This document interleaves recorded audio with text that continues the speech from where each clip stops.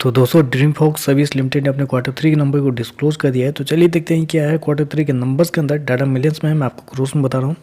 पिछले क्वार्टर में कंपनी 282 करोड़ के आसपास का रेवेन्यू जनरेट किया था। पिछले साल 204 करोड़ के आसपास, अभी देखें तो बढ़ गए 305 करोड़ कंपनी का जो रेवेन्यू है वो आपको जाता हुआ देखने को मिला। तो साल दर साल देखें तो साल दर साल कंपनी के रेवेन्यू के अंदर 50% के आसपास की तेजी आपको देखने को मिले। वहीं अगर क्वार्टर जाते हैं तो क्वार्टर भी कंपनी के रेवेन्यू के अंदर एक अच्छी खासी तेजी आपको देखने को मिले। वहाँ पे भी देखें तो अप्रोक्सीमेटली 8% के आसपास का जंप है। तो क्वार्टर साल दर साल कंपनी का जो रेवेन्यू है वो बहुत अच्छे खासे अमाउंट में आपको बढ़ता हुआ देखने को मिल रहा है। खर्चे की बात कर लेते हैं तो देखिए पिछले क्वार्टर में 259 करोड़ के आसपास खर्च किए थे। पिछले साल 179 करोड़, अभी देखें तो बढ़ के 278 करोड़ कंपनी के जो खर्चे हैं वो आपको देखने को मिले। तो कंपनी के खर्चे देखें तो कंपनी के खर्चे थोड़े से ज़्यादा हो गए इस क्वार्टर में, क्योंकि जिस प्रकार से कंपनी का रेवेन्यू बढ़ा है उस प्रकार से देखें तो कंपनी के जो खर्चे हैं वो भी आपको बढ़ते हुए देखने को मिले। इसी वजह से कंपनी का जो मार्जिन है वो थोड़ा सा आपको डेंट पाता हुआ देखने को मिल रहा है। चलिए कंपनी का प्रॉफिट क्या निकलता है वो देखते हैं।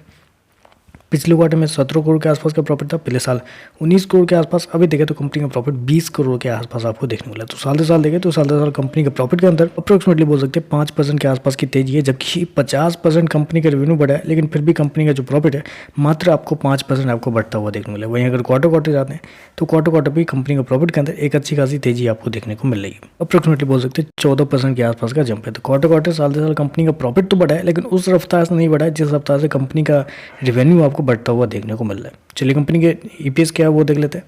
तो देखिए पिछले क्वार्टर में कंपनी का ईपीएस 3 रुपये 37 पैसे, पिछले साल 3 रुपये 63 पैसे, अभी देखें तो 3 रुपये 80 पैसे के आसपास आपको देखने को मिला। तो ओवरऑल देखें तो नंबर पॉजिटिव साइड पे आपको जाता हुआ देखने को मिला है, लेकिन बस एक छोटी सी गलती कंपनी से ही हो गई कि एक्सपेंस को कंपनी कंट्रोल नहीं कर पाई है।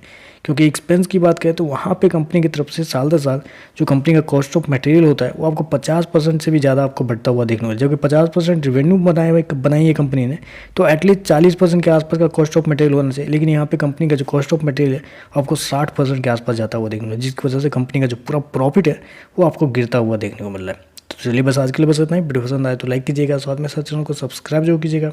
धन्यवाद।